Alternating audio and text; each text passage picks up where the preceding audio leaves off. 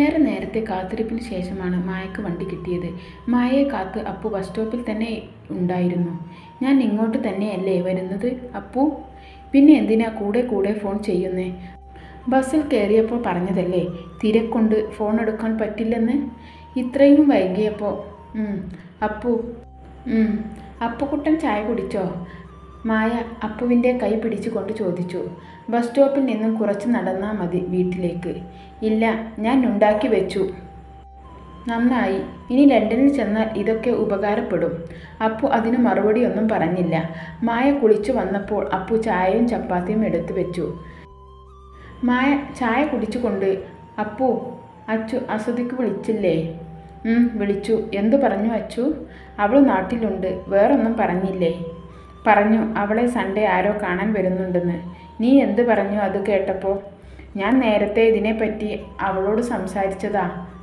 അതിൽ ഒരു മാറ്റവും വന്നിട്ടില്ല. ചേച്ചി, നമുക്ക് വേറെ എന്തെങ്കിലും സംസാരിക്കാം. എനിക്ക് ഇതിനൊരു കറക്റ്റ് ആൻസർ നീ ഇപ്പോൾ തരണം. വെറുതെ ഒരു പെണ്ണിനെ വേദനിപ്പിക്കാൻ ഞാൻ നിൻ്റെ കൂടെ കൂട്ടു നിൽക്കില്ല. അവളെ നിനക്ക് വേണ്ടെങ്കിൽ അത് അവളോട് ഇപ്പോൾ നീ അറിയിക്കണം. അല്ലാതെ പറ്റില്ല അപ്പു. ചേച്ചി അവളോട് ഞാൻ കാത്തിരിക്കാൻ പറഞ്ഞതാണ്. ചേച്ചിയെ വിളിച്ചു കരയാൻ ഇപ്പോൾ എന്താണ് സംഭവിച്ചത്? സൺഡേ വരുന്നവരോട് ഇഷ്ടപ്പെട്ടില്ല എന്ന് പറയാൻ അവളുടെ വായിൽ നാക്കില്ലേ? അപ്പുവിന് നന്നായി ദേഷ്യം വന്നു. അപ്പു അവളുടെ സിറ്റുവേഷൻ പറഞ്ഞതല്ലേ. അമ്മാവൻ ഇത് നടത്താനുള്ള പ്ലാനാണ്. പിന്നെ അവളുടെ സമ്മതമില്ലാതെയോ? ഇത് കേരളമാണ് അപ്പു. ഇപ്പോൾ നിനക്ക് അവളെ കെട്ടാൻ എന്താ തടസ്സം? ഒരു മാസം അവൾ നാട്ടിലുണ്ട്. അമ്മാവനെ ഒന്ന് പോയി കാണ്. ലീവ് കഴിയുമ്പോൾ നിങ്ങൾക്ക് ഒരുമിച്ച് പോയി കൂടെ. എന്തിനാ അപ്പു അവളെ വേദനിപ്പിക്കുന്നേ? അവളെ കേൾക്കാൻ നീയല്ലേ ഉള്ളൂ. ഓ, അത്രയുമൊക്കെ ആയോ? എനിക്ക് ടൈം വേണം. എന്നെ എല്ലാവരും കൂടി വട്ടുപിടിപ്പിക്കല്ലേ. ഓക്കെ ശരി. എത്ര നാൾ അവൾ കാത്തിരിക്കണം? അത് ഒന്ന് പറഞ്ഞു താ. എൻ്റെ തീരുമാനം ഞാൻ പറയാം. ചേച്ചിയെ ഒറ്റക്കാക്കി എനിക്കൊരു ജീവിതമില്ല. അപ്പു ചായ കൂടി നിർത്തി റൂമിൽ പോയി വാതിൽ വലിച്ചടച്ചു. മായ കുറേ നേരം അതേ ഇരിപ്പ് തന്നെ ഇരുന്നു. പിന്നെ എണീറ്റ് പോയി പാത്രം കഴുകി വെച്ചു. രാത്രിയായിട്ടും അപ്പു വാതിൽ തുറന്നില്ല. മായക്ക് നന്നായി സങ്കടം വന്നു. അപ്പുവിൻ്റെ സ്നേഹം അവന് എന്നെക്കുറിച്ച് ഓർത്തിട്ട് സങ്കടമുണ്ട്. അപ്പുവിൻ്റെ സങ്കടം പോലെ തന്നെയാ തനിക്കും. അച്ചുവിൻ്റെ സങ്കടവും. അവൾ അപ്പുവിനെ മറന്ന് വേറെ ഒരു മാരേജിന് സമ്മതിക്കില്ല. അവൾ വല്ല കടുങ്കൈ ചെയ്യുമോ പാവം. അപ്പു മോനെ വാ കഴിക്കാം. അപ്പുവിൻ്റെ ഡോറിൽ മുട്ടിക്കൊണ്ട് മായ വിളിച്ചു. അപ്പു കുറച്ച് കഴിഞ്ഞപ്പോൾ ഡോർ തുറന്നു. കണ്ണ് കലങ്ങിയിരുന്നു. അപ്പു, ചേച്ചിയോട് ക്ഷമിക്ക്. വാ കഴിക്കാം. ചേച്ചിക്ക് വിഷമമായോ? സോറി ചേച്ചി. എനിക്ക് ചേച്ചി മാത്രമേ അല്ലേ ഉള്ളൂ. അച്ചുവിനെ ഞാൻ പോയി കാണാം. ഞാൻ ഒരു കാര്യം പറയട്ടെ അപ്പു. മോൻ അമ്മാവനോട് കല്യാണത്തിൻ്റെ കാര്യം പറയണം. മദർ വരും സംസാരിക്കാൻ കൂടെ. പിന്നെ ബെന്നി ചേട്ടായിയോട് പറഞ്ഞിട്ടുണ്ട്. ചേട്ടായി വരും. അമ്മാവന് ബെന്നി ചേട്ടായിയെ പേടിയുണ്ട്. സാറ്റർഡേ പോകാൻ പറ്റില്ലേ നിനക്ക്? ചേച്ചിക്ക് ഒരു കല്യാണത്തിന് ചിന്തിച്ചൂടെ? അതാണോ നിൻ്റെ ടെൻഷൻ? മോനെ, പെണ്ണിന് ഒരു താലിയുടെ ബലമൊന്നും വേണ്ട. സ്വന്തം കാലിൽ നിൽക്കാൻ പ്രാപ്തി മതി. ചേച്ചിക്ക് അതുണ്ട്. എൻ്റെ സങ്കടം നിൻ്റെ ജീവിതം ഓർത്താണ്. അച്ചുവിന് നീ ഇല്ലാതെ പറ്റില്ല. അവൾക്ക് നിന്നെ കിട്ടിയില്ലെങ്കിൽ പിന്നെ അവൾ ജീവിക്കുമെന്ന് നിനക്ക് തോന്നുന്നുണ്ടോ? ഞാൻ പോകാം. നല്ല കുട്ടി. പിന്നെ എങ്ങനെ ഉണ്ടായിരുന്നു ജോലി? നാളെ മുതൽ ഞാൻ വൈകും. ആ അഖിൽ ലീവാണ്. ഓവർ ടൈം ഉണ്ട്. അതൊന്നും കുഴപ്പമില്ല. പിന്നെ ബസ് തന്നെ മതിയെന്നാ ഡെയ്സി പറയുന്നേ. കമ്പനി ബസ് വൈകുമെന്ന്. ജോലിയൊക്കെ എളുപ്പമാണ്. നമുക്കൊരു 2 വീലർ നോക്കാം. അപ്പോൾ നേരെ ഇങ്ങ് പോന്നാൽ മതിയല്ലോ. കഴിച്ചു പോയി കിടക്ക്. പിന്നെ അച്ചുവിനെ വിളിക്കാൻ മറക്കരുത്. എടാ ഇന്ദ്ര, നീ എവിടെയാ? അനിൽ മായയോട് സകല ദേഷ്യവും ഫോണിൽ കൂടി തകർക്കുകയാണ്. അനിലും ഇന്ദ്രനും ഫ്രണ്ട്സാണ്. അനിലിന് ഒരു സങ്കടം വന്നാൽ ഇന്ദ്രൻ പറന്നെത്തും. അത്രക്കിഷ്ടമാണ് ഇന്ദ്രന് അനിലിനെ. അനിലിൻ്റെ പല കാര്യങ്ങളും ഇന്ദ്രന് അറിയില്ല. അനിൽ എപ്പോഴും നല്ല പുള്ള ചമഞ്ഞ് ഇന്ദ്രനെ പണം അടിച്ച് മാറ്റാറാണ് പതിവ്. അനിൽ ഉപയോഗിക്കുന്ന പണം ഇന്ദ്രനാണ്. അനിൽ ഒരു മിഡിൽ ക്ലാസ് ഫാമിലിയാണ്. വീട്ടിൽ അനിലെ എല്ലാവർക്കും പേടിയാണ്. അവന് ദേഷ്യം വന്നാൽ ഭ്രാന്ത് പിടിച്ച പോലെയാണ്. ഇതൊന്നും ഇന്ദ്രൻ അറിയില്ല. ഇന്ദ്രൻ്റെ കണ്ണിൽ അനിൽ പാവമാണ്. പിന്നെ ചില കുരുത്തക്കേടുണ്ട്. അത് പ്രായത്തിൻ്റെ ആണെന്ന് ഇന്ദ്രൻ കരുതി. എന്താടാ, എന്തു പറ്റി? ഇന്ദ്രൻ വെപ്രാളത്തോടെ ചോദിച്ചു. എന്നെ ഒരു പെണ്ണ് അപമാനിച്ചു, എന്നെ തല്ലി. അപ്പോഴാണ് അനിലിൻ്റെ മുഖത്ത് പാടു കാണുന്നത്. എന്താ പറ്റിയത്? ആരാ നിന്നെ തല്ലിയത്? എൻ്റെ എല്ലാമായിരുന്ന അവൾ മായ.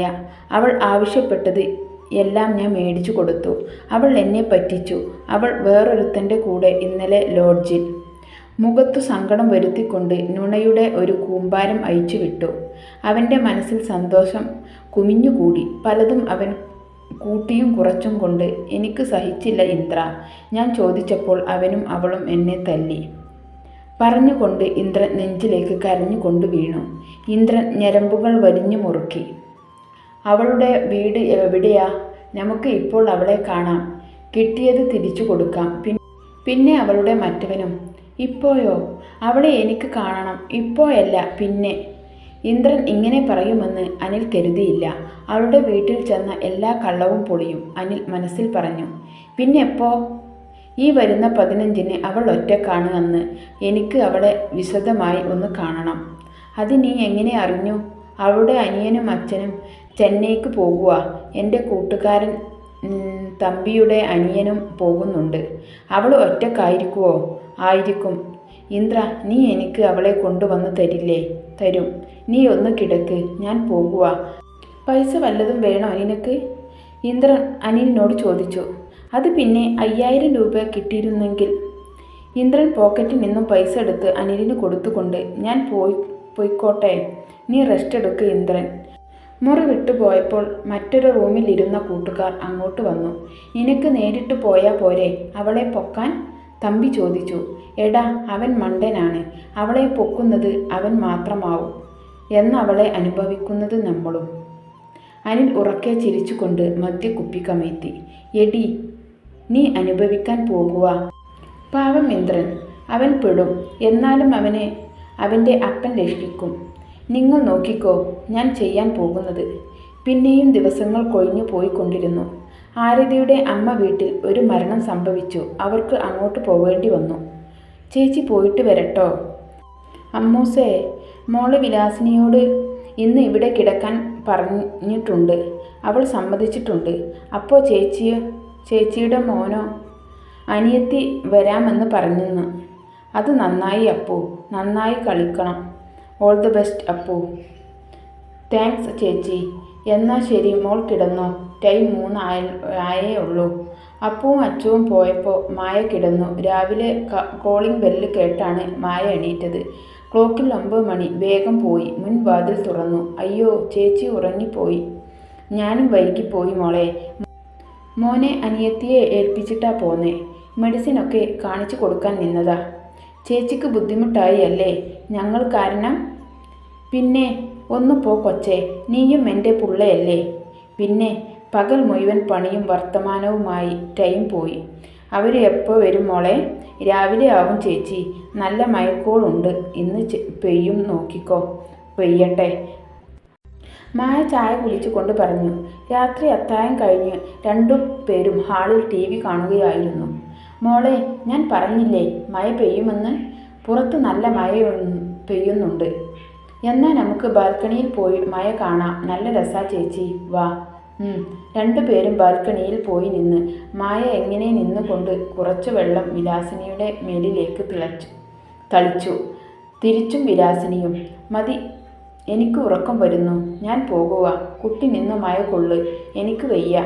എന്നാ ചേച്ചി പൊക്കോ. എനിക്ക് ഉറക്കം വരുന്നില്ല. ഞാൻ പിന്നെ കിടന്നോളാം. വല്ല ആവശ്യവും ഉണ്ടെങ്കിൽ എന്നെ വിളിച്ചാൽ മതി. ചേച്ചി കിടന്നോ. ഇനി എന്താ ആവശ്യം വരാനാ? വിലാസിനി റൂം ചാരിയിട്ട് താഴേക്ക് പോയി. മായയോ വിലാസിനിയും പുറത്ത് നടക്കുന്നതൊന്നും അറിഞ്ഞില്ല. ഇന്ദ്രൻ മായ നിൽക്കുന്നതും വിലാസിനി പോകുന്നതും വഴിയിൽ നിന്നുകൊണ്ട് കണ്ടിരുന്നു. അവൻ വേഗം മതിൽ ചാടി വീടിന് ലക്ഷ്യം വെച്ച് നടന്നു. ആദ്യം അവൻ പുറത്ത് മെയിൻ സ്വിച്ച് ഓഫ് ചെയ്തു. അനിൽ തന്ന മദ്യം ഊർജം കൂട്ടി. പിന്നെ അനിലിൻ്റെ കരച്ചിൽ ഇന്ദ്രൻ ഒരു ഭ്രാന്തനാക്കി. പെട്ടെന്ന് കറണ്ട് പോയപ്പോൾ മായ പേടിച്ചു. തിരിഞ്ഞ് റൂമിലെത്തിയ മായ എമർജൻസി ഓൺ ആക്കി. ദൈവമേ, ഇവിടെ മാത്രം എന്താ കറണ്ട് പോയേ? ആലോചനയുടെ തിരിഞ്ഞു നടക്കാൻ ഓങ്ങിയ മായയെ പുറകിലേക്ക് ഇന്ദ്രൻ വാ പൊത്തിപ്പിടിച്ചു. കുതറാൻ ശ്രമിക്കുന്നതിനിടയിൽ ലൈറ്റ് തെറിച്ചു പോയി. റൂമിൽ ഇരുട്ടു വ്യാപിച്ചു. ഇന്ദ്രൻ തിരിച്ചു നിർത്തി കരണം പുകയുന്ന ഒരു അടി കൊടുത്തു. മായ പേടിച്ചു കരയാൻ ഓങ്ങിയപ്പോൾ വീണ്ടും അടിച്ചു. എന്നെ ഒന്നും ചെയ്യല്ലേ എന്ന ആ വ്യക്തമായ ശബ്ദം ഇന്ദ്രനെ കൂടുതൽ ക്രൂരനാക്കി. അനിലിനെ ചതിച്ചവൾ, അതുമാത്രം. ഇന്ദ്രനെ വീണ്ടും അവളെ ഉപദ്രവിക്കാൻ തോന്നി. അവൾ ബോധം മറിഞ്ഞു വീണു പോയിരുന്നു. അപ്പോഴേക്കും ഇന്ദ്രൻ വീണ്ടും താഴെ ഇറങ്ങി മെയിൻ സ്വിച്ച് ഓണാക്കി. മുകളിൽ കയറി ഇന്ദ്രൻ കണ്ടത് സ്ഥാനം തെറ്റി കിടക്കുന്ന മായയുടെ ഡ്രസ്സുമാണ്. ഇന്ദ്രൻ അവനെ നഷ്ടപ്പെടുകയായിരുന്നു. റൂം അകത്തു നിന്ന് ലോക്ക് ചെയ്ത് മായയെ എടുത്ത് ബെഡിലേക്ക് കിടത്തി. ഇന്ദ്രൻ വെറും മൃഗമായി മാറുകയായിരുന്നു. മായയുടെ വസ്ത്രങ്ങൾ കീറിയെറിയപ്പെട്ടു. അവൻ്റെ പല്ലുകൾ ആ പാവം പെണ്ണിൻ്റെ ശരീരത്തിൽ ആഴത്തിൽ മുറിവേൽപ്പിച്ച് ചോണ്ടിരുന്നു. മായയിൽ ആഴ്ന്നിറങ്ങുമ്പോൾ അവളിൽ നിന്നും ഒരു തേങ്ങൽ ഉയർന്നു. അത് ഇന്ദ്രന് ലഹരിയായി തോന്നി. വീണ്ടും വീണ്ടും അവൻ അവളെ അറിഞ്ഞുകൊണ്ടേയിരുന്നു. എപ്പോഴോ അവളിൽ നിന്നും അവൻ മാറി. ഒരു ബെഡ്ഷീറ്റ് അവളുടെ മേൽക്ക് ഇട്ടിട്ടുണ്ട്. നീ ഇത് ചോദിച്ചു വാങ്ങിയതാ, ഇനി ആരെയും പറ്റിക്കരുത്. ഇന്ദ്രൻ്റെ വണ്ടി അതിവേഗം ഹൈവേയിൽ കൂടി കുതിച്ചു പാഞ്ഞു. കോളിംഗ് ബെല്ലടിച്ച് കേട്ട് വിലാസിനി ചെയ്തുകൊണ്ടിരിക്കുന്ന പണി നിർത്തി വാതിൽ തുറന്നു കൊടുത്തു. ഇന്നലെ മഴ പെയ്തുകേ ചേച്ചി? ആദ്യം കയറി വന്ന അപ്പു ചോദിച്ചു. നല്ല മഴയായിരുന്നു. ഞാൻ കിടന്നിട്ടും ഒന്നും അറിഞ്ഞില്ല. ചേച്ചി നല്ല ഉറക്കമാവും. അമ്മു കിടന്നോട്ടെ, ഇപ്പോൾ വിളിക്കാനൊന്നും നിൽക്കണ്ട, വിശ്വൻ താക്കീതോടെ പറഞ്ഞു. ചെന്ന് ഫ്രഷ് ആയി വാ. മോളോട് മാത്രമേ അച്ചക്ക് സ്നേഹമുള്ളൂ. ഇപ്പോൾ 7:30 ആയില്ലേ? പെണ്ണുങ്ങൾ ഇത്ര നേരം കിടക്കാൻ പാടുണ്ടോ? നീ ആദ്യം ഫ്രഷ് ആവ്, എന്നിട്ട് നീ വിളിച്ചോ, അല്ലെങ്കിൽ ഞാൻ വിളിക്കാം പോരെ? ഫോൺ എടുത്തു മായയെ വിളിച്ചു വിശ്വൻ. ഒന്ന് പറ്റിക്കാം. ഫുൾ റിംഗ് പോയിട്ടും ഫോൺ എടുക്കുന്നില്ലല്ലോ. സാർ ഫ്രഷ് ആവ്, ഞാൻ വിളിക്കാം. മോളെ മായേ, മോളെ അമ്മു, കൊച്ചേ. വിലാസിനി ഡോറിൽ ശക്തിയായി അടിച്ചുകൊണ്ട് വിളിച്ചു. വിലാസിനിക്ക് എന്തോ ഒരു പരിഭ്രാന്തി തോന്നി. വിശ്വനെ ഉറക്കെ വിളിച്ചുകൊണ്ട് താഴേക്ക് ഓടി. മോൾ വിളിച്ചിട്ട് വാതിൽ തുറക്കുന്നില്ല. എനിക്ക് പേടിയാകുന്നു സാർ, ഒന്ന് നോക്കിയേ. സൗണ്ട് കേട്ട് അപ്പുവും വന്നു. എത്ര വിളിച്ചിട്ടും മായ ഡോർ തുറന്നില്ല. അവസാനം വാതിൽ ചവിട്ടി തുറന്നു. അവർ കണ്ട കാഴ്ച, ആരൊക്കെയോ കടിച്ചു തുപ്പിയ മാംസം പിണ്ടം പോലെ മായ ബെഡിൽ കിടക്കുന്നു. റൂമിൽ ഡ്രസ് കീറി ആങ്ങിങ്ങായി കിടക്കുന്നു. മോനെ, എൻ്റെ മോള്. അച്ചായി, അച്ചായെ, എന്താ ചെയ്യേണ്ടേ? ചേച്ചി, എൻ്റെ ചേച്ചി, എൻ്റെ മോൾക്ക് ജീവനുണ്ടോ? വിശ്വൻ അപ്പുവിനോട് ചോദിച്ചു. അപ്പു മായയെ ബെഡ്ഷീറ്റിൽ നന്നായി പുതപ്പിച്ച് വാരിയെടുത്തുകൊണ്ട് താഴേക്ക് ഓടി. കൂടെ വിശ്വനും വിലാസിനിയും. കാർ സ്റ്റാർട്ട് ചെയ്ത് ശരവേഗത്തിൽ ഹോസ്പിറ്റലിലെത്തിച്ചു. ഡോക്ടർ ലിൻസി സൈമൺ വിശ്വൻ്റെ അടുത്ത കൂട്ടുകാരി. വിശ്വൻ വളരെ ക്ഷമയോടെ കേൾക്കാം. ഞാൻ പറയുന്നത് ഡോക്ടർ മുഖപുരയോടെ പറഞ്ഞു. വിശ്വൻ കാര്യം ഏറെക്കുറെ മനസ്സിലായി കാണുമല്ലോ. അതേ മായ, ആ കുട്ടിയെ ആരോ അല്ലെങ്കിലും ഒന്നിൽ കൂടുതൽ.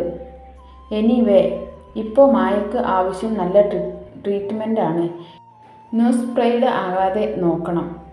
ബോഡി വളരെ വീക്കാണ്. നന്നായി അടി കിട്ടിയ പാടുകളുണ്ട്. 2 ആഴ്ച മായ ഹോസ്പിറ്റലിൽ കിടന്നു. മായ ആരോടും ഒന്നും സംസാരിച്ചില്ല. എപ്പോഴും ഓരോ ആലോചന.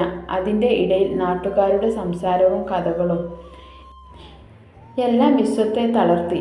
വിശ്വൻ ജോലിക്ക് പോകാറില്ല. പോയാൽ എല്ലാവർക്കും കഥ അറിയണം. അപ്പും പുറത്തേക്ക് പോകാറില്ല. 3 ജീവനുകൾ ആ 4 ചുമരുകൾക്കുള്ളിൽ ഒതുങ്ങി. പിന്നെയും ദിവസങ്ങൾ കഴിഞ്ഞു. മായ എല്ലാവർക്കും ഫുഡുണ്ടാക്കി കൊടുക്കും. പിന്നെ ഫുൾ ടൈം റൂമിലിരിക്കും. മകളുടെ ഈ അവസ്ഥ ആ പാവം പിതാവിന് സഹിക്കാൻ പറ്റുമായിരുന്നില്ല. ഒരു ദിവസം വിശ്വൻ എണീറ്റില്ല. മക്കളെ തനിച്ചാക്കി വിശ്വനാഥൻ എന്ന അച്ഛൻ യാത്രയായി. അപ്പു വാവിട്ട് കരഞ്ഞപ്പോൾ മായ മാത്രം എന്തോ പറഞ്ഞുകൊണ്ടിരുന്നു. അവിടെ സമനില തെറ്റിയിരുന്നു. വിശ്വത്തെ ചിതയിലെടുത്തതും അപ്പുവിൻ്റെ കരച്ചിലും ഒന്നും മായ കണ്ടില്ല. ബന്ധങ്ങൾ വെറുതെ എന്ന് തെളിയിച്ച ദിവസങ്ങൾ. മായയുടെ നില നാൾക്കുനാൾ വഷളായിക്കൊണ്ടേയിരുന്നു. ഒരു ദിവസം അൽഫോസ സിസ്റ്റർ മരണമറിഞ്ഞ് അവരെ കാണാൻ വന്നു. സിസ്റ്റർക്ക് അവരെ കൈവിടാൻ തോന്നിയില്ല. സിസ്റ്റർ ഒപ്പം ആ രാത്രി 2 ജീവനുകൾ യാത്ര തിരിച്ചു. മായയെ സിസ്റ്റർ തന്നെ ഒരു സൈക്കാട്രിസ്റ്റിനെ കാണിച്ചു. അപ്പോഴാണ് ഇടി തീ പോലെ ആ സത്യം അറിയുന്നത്. മായ ഗർഭിണിയാണ്. മായക്ക് ഓർമ്മകളില്ലാതെ തന്നെ ഒരു പെൺകുഞ്ഞിനെ ജന്മം നൽകി. എന്നാൽ മായ ആ കുഞ്ഞിനെ എപ്പോഴും ഉപദ്രവിക്കും. അതുകൊണ്ട് കുഞ്ഞിനെ കോൺവെന്റിൽ സിസ്റ്റർ ഒപ്പം വളർത്തി. ആ കുഞ്ഞ് സിസ്റ്റർ പേരിട്ടു ആൻമരിയ.